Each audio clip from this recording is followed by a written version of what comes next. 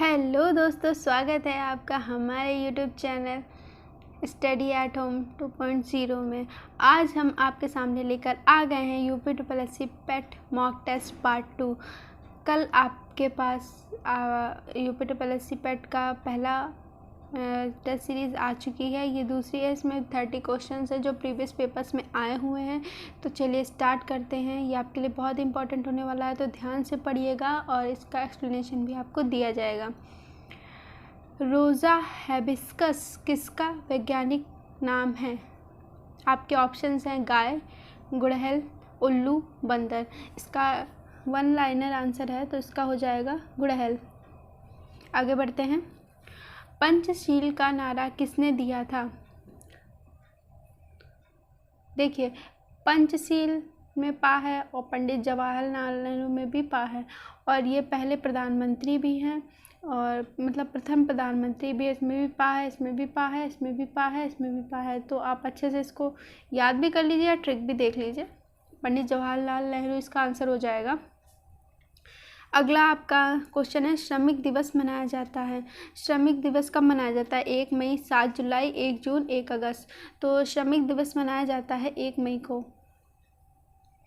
याद कर लीजिए इसको आप। ये याद करने वाला दिवस वाला एक क्वेश्चन तो आता ही है आपके एग्ज़ाम में, हर बार पूछा जाता है। अगला क्वेश्चन है, सामान्यतः किसान क्रेडिट कार्ड निम्न में से किसके द्वारा निर्गत नहीं होता है? मतलब कौन सा जो इसमें है वो इशू नहीं करता है किसान क्रेडिट कार्ड? तो आपके ऑप्शन है नाबार्ड, व्यापारिक बैंकों द्वारा, सहकारी बैंकों द्वारा, क्षेत्रीय ग्रामीण बैंकों द्वारा। तो इसका सही आंसर होगा नाबार्ड। नाबार्ड किसान क्रेडिट कार्ड इशू नहीं करता है, बाकी ये तीनों बैंक इशू करते हैं। तो इसकी शुरुआत हुई थी 1998 से 99 में। उस समय फाइनेंस मिनिस्टर थे आपके यशवंत सिन्हा। इसमें क्या किया जाता है?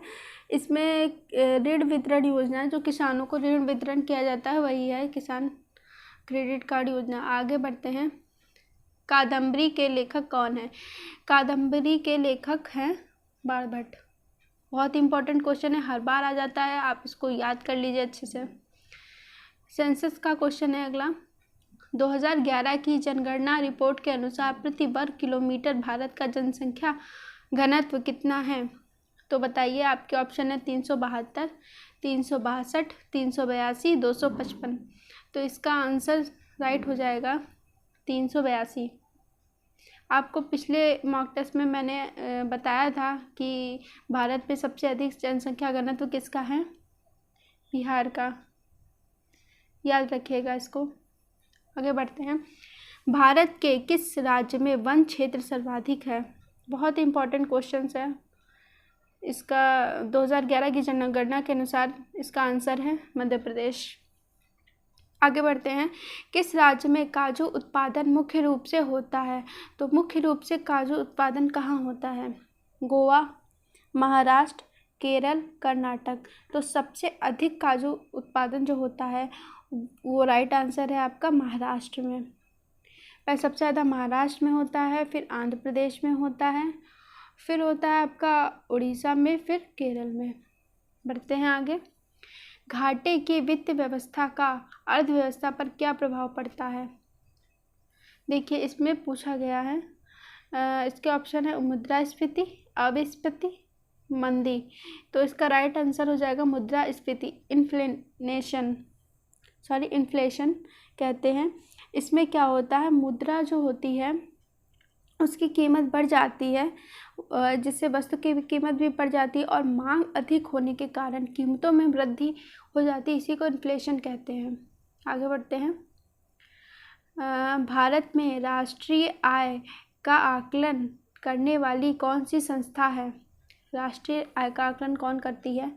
रिजर्व बैंक, योजना आयोग, वित्त मंत्रालय या केंद्रीय सांख्यिकी संगठन?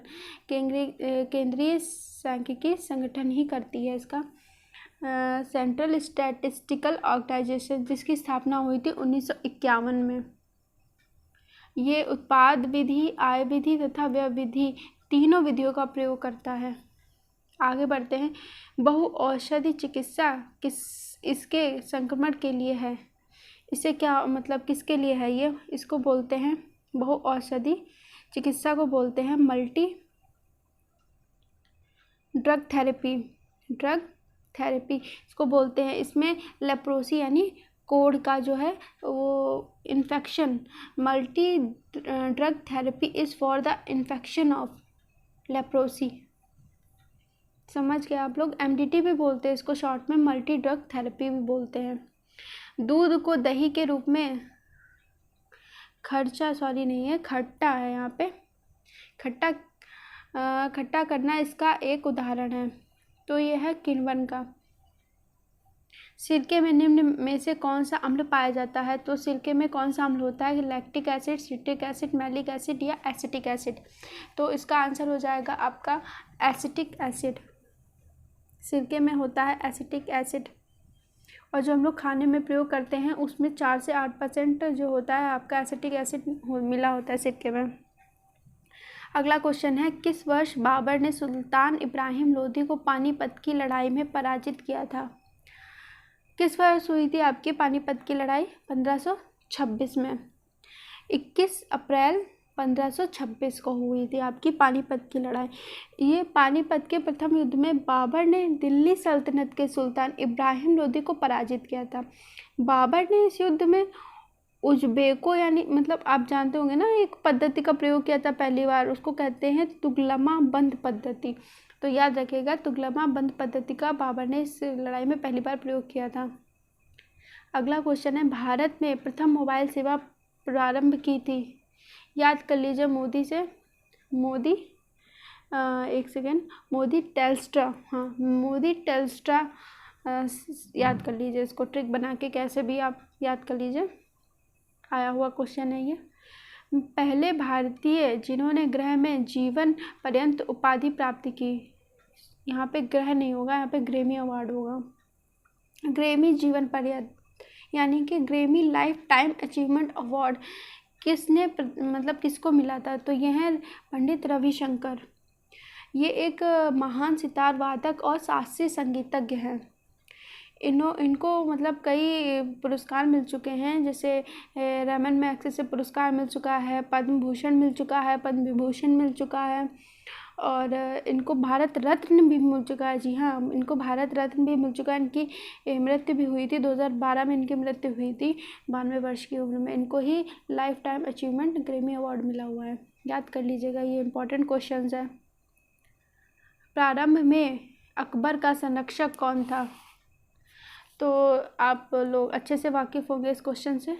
इसका आंसर होगा बैरम खां। देखिए, अकबर का जन्म जो है 12 अक्टूबर 1542 में हुआ था।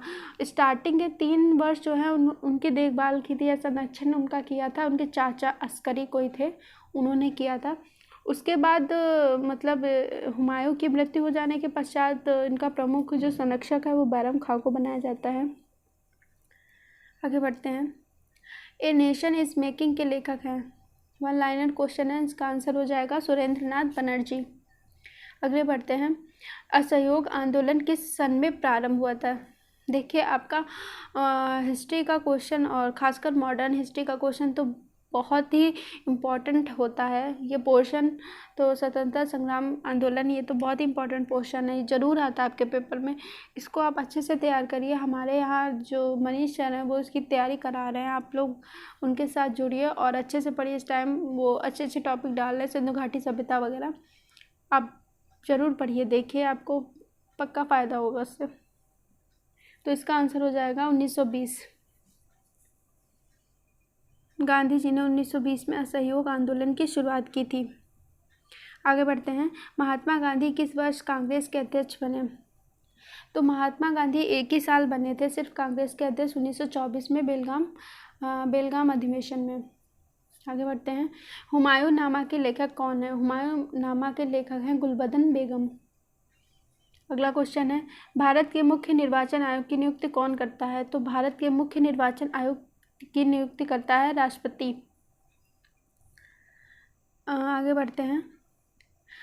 भारत सरकार का प्रथम विधि अधिकारी कौन होता है? यानी अटॉर्नी जनरल ऑफ इंडिया होता है। अटॉर्नी जनरल ऑफ इंडिया जो है वो किस अनुच्छेद के अंतर्गत आता है? तो ये आता है 76 के। आगे बढ़ते हैं। निम्न में से विद्युत उत्पादन करने में सर्वाधिक हिस्सा किसका है? तो जो विद्युत उत्पादन में सर्वाधिक हिस्सा है वो ताप विद्युत या थर्मल पावर का है। इम्पॉर्टेंट क्वेश्चन है, इसको ज़रूर याद रखिएगा। आगे बढ़ते हैं। किसी वर्णांध व्यक्ति को निर्मत नहीं है यहाँ पे है। किसी वर्णांध व्यक्ति को निम्नलिखित रंगों में से किस रंग को पहचानने में कठिनाई होती है? तो ये वर्णांधता आपने ज़रूर अपनी लाइफ में सुना होगा, मैंने भी सुना है, लेकिन मैंने ज़्यादातर पुरुषों में ही ये चीज़ देखी है।